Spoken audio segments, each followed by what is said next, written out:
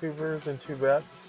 My name is David, and I live in Northern California. Just got done with my blood test. It's pretty uneventful. They have to take the blood, or I asked them to take the blood out of my hand because for some reason my veins don't pop out. I always think it's because of my Japanese heritage. Just don't have bulging veins, so you can see the veins in my hand is about the only place. If I let them try to get it out of my arm, it's always like they can't find it. It takes them a long time. I know that when I used to give blood, um, that needle is a lot bigger. And so I remember a couple of times that they'd have a new phlebotomist, I think they call it, person that takes blood. And there's always people trying to get into that job. I don't know why, but there'd always be new people there. And every time that they would try to get my blood, well, they would have difficulties. Like sometimes leaving bruises, sometimes having to do it twice. And I'd usually give them about 2 times, and then after that, I'd be like, "Okay, I'm done. I'm out of here." They'd be like, "Oh, uh, I think I'm gonna get it." And I'm like, "Nah, I gave you 2 chances." And I would just leave. And I'm taking my pumpkin or whatever they had that they were giving away. I'm taking that with me because I think it's difficult to take my blood out because of my veins.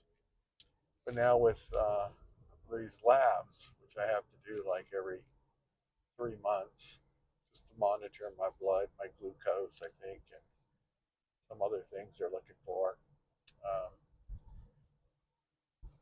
it hasn't been too bad because I just asked them to take it out of my hand where you can actually see the veins. And then, of course, the needle that they use for the sampling of blood is a lot smaller. I'm talking a lot smaller than the ones that they use to give blood. I mean, I was never a blood giver. I guess I just learned to do that. I got the habit of doing that when I got into the Navy. And they'd always have these blood drives. And then in the Navy, if you gave blood, you'd have the rest of the day off. So that was definitely worth it. So started doing it in the Navy, and then when I got out, started doing some of it in college, and then did it for a long time. But then, I just kind of fell out of favor, uh, probably just because of some of the trauma of having to go through 2 or 3 times for some guy that wasn't that good or brand new trying to get blood out of me. So that's like a habit. If you don't keep it up, it's really easy just to fall off. And that's exactly what I did. So I don't give blood anymore. But I'm not opposed to it. But I just have to make sure that whoever's taking it has been doing it more than a couple of days. I was always amazed at how many people I'd come there like every couple months, and they'd be all brand new people. Just everybody completely brand new. There was a lady that I really liked, and I think her name was Mary, and she was in charge of the whole blood bank. I don't know if it was Red Cross or not, but the blood bank, she was in charge, and she would always come over and do my arm. And I always thought I liked it because she would take a pen and she would draw it on my vein. We never took it out of my hands. I never even thought about that back then. But she would locate my vein, and then she would mark it with a pen, like exactly where she needed to inject it, and clean the area, and then she'd have a guide to know where to go. And I think just her writing those little little dashes on my skin made me feel a lot more confident. I never had a problem with her. She was really, really good and very gentle. But we get a lot of young people in there, and some of them would look a little sketchy, and I could tell right away, oh, here's a new person.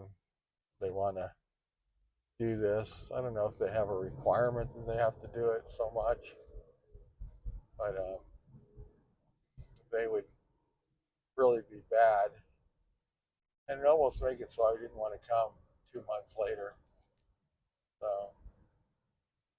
I guess it's hard to keep good people. Even in the where I go now at Kaiser, I notice there's always new people in there. It's always completely cleaned out of the people that I had met with before. The lady that I met that did it this morning, I think she's done me before, maybe 3 months ago. But and I remember it was kind of tough for her. So this time a lot better. So maybe she stuck a lot of people between the time that I saw her before and this time. So ongoing medical issues, as you start to get older, this is just a part of life. I know I was watching there for a while expats that live in different countries like Mexico or the Philippines. I'm drawn to the Philippines because I love scuba diving, and it would be really nice to get back into that scuba diving. They have like 7,000 islands. But there are a lot of videos out there that talk about maybe the Philippines are not for you. And if I'm honest with myself, I have to think, yeah, I don't think it is for me because some of the things that they talk about that I'm pretty strongly opinionated on is efficiency. Like when I go to Kaiser, it's very clean. The people know what they're doing. There's a lot of Filipinos actually work there. And I always think, man, I bet you they're really happy that they live here in California, rather than the Philippines. Yes, it's expensive, yes, it's hustle bustle, but you make more money here, because you're in California and you don't have to deal with some of the problems you have in other countries.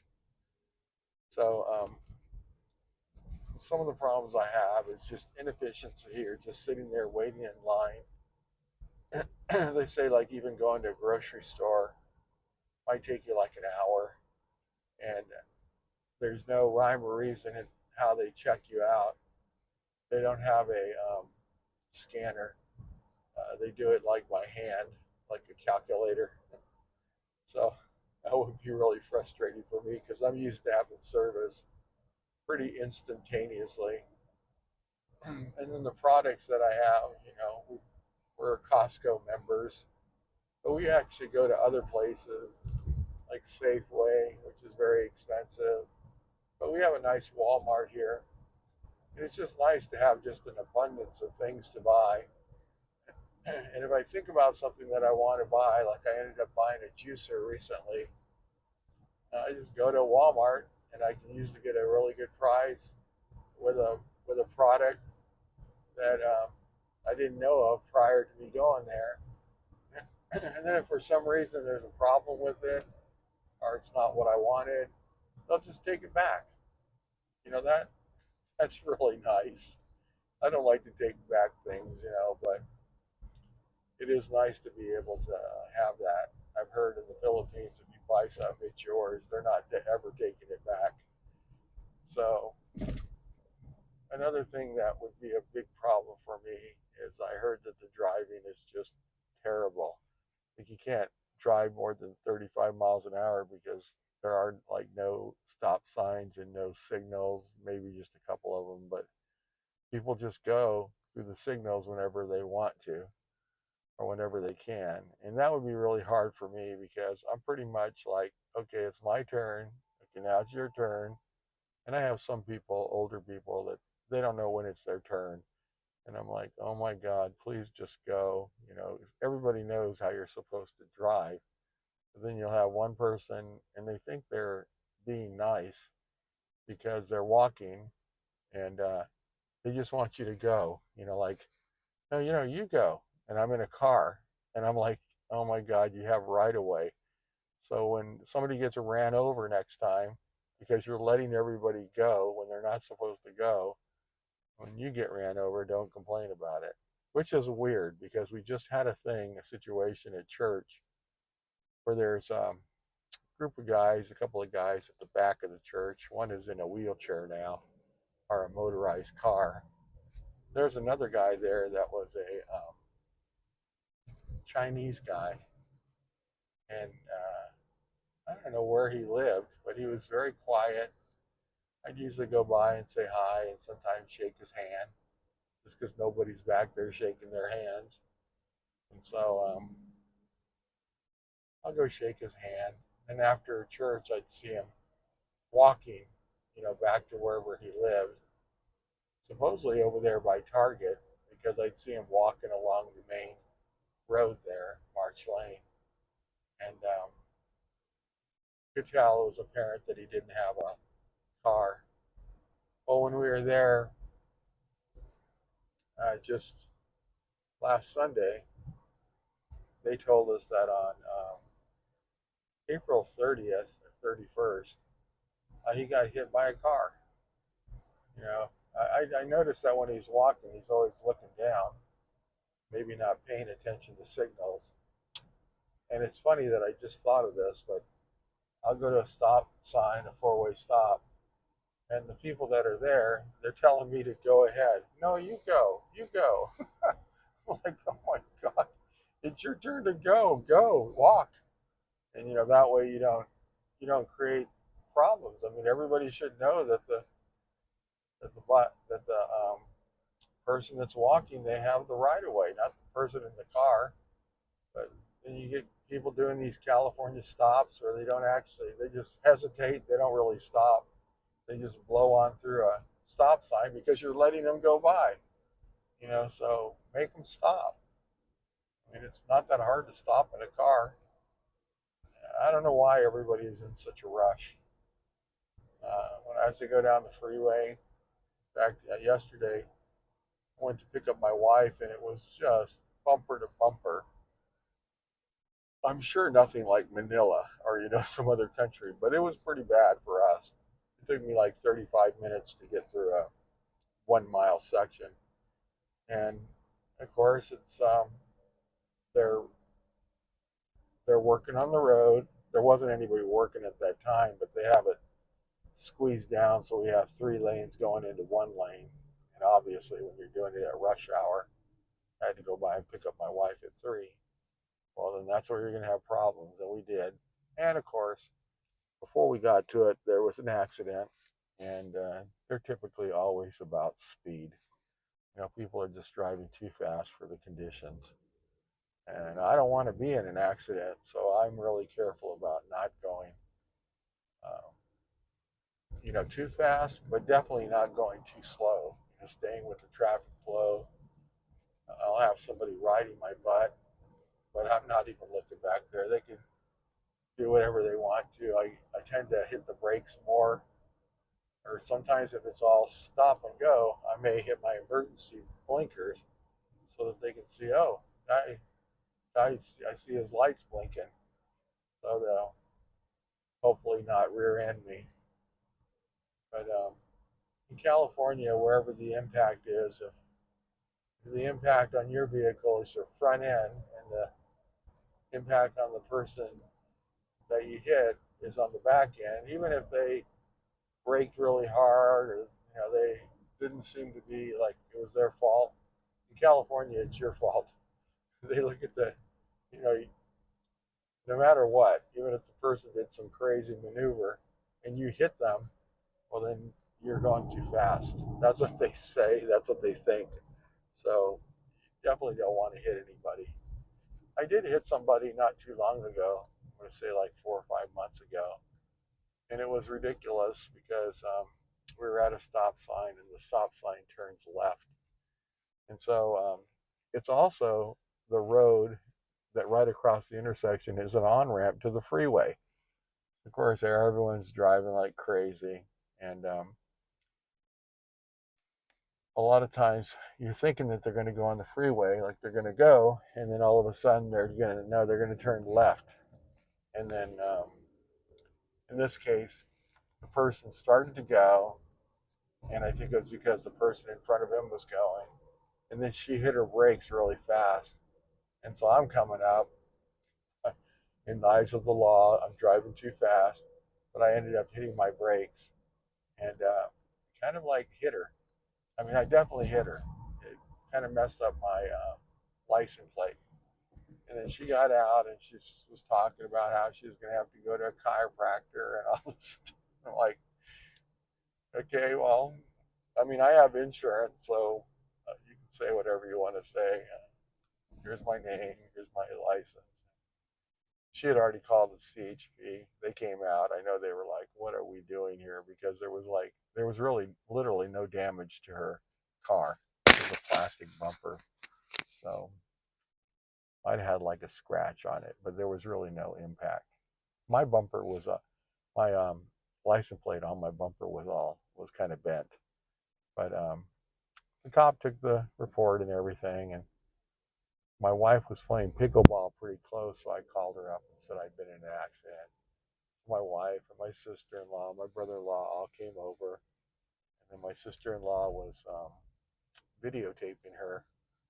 This lady, she's like in her 60s or 70s, maybe. She said she was a nurse, and she's very animated and moving arms and all over the place. So she didn't appear to be hurt, but I was already prepared that it might be, I don't know, some kind of a issue.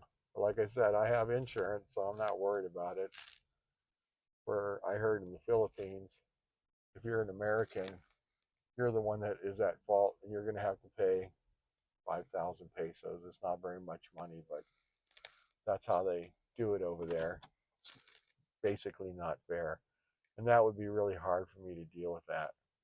So in this case, she had my information. I had her information. I turned it into uh, my insurance guy, and then he said, "Yeah, it's really weird."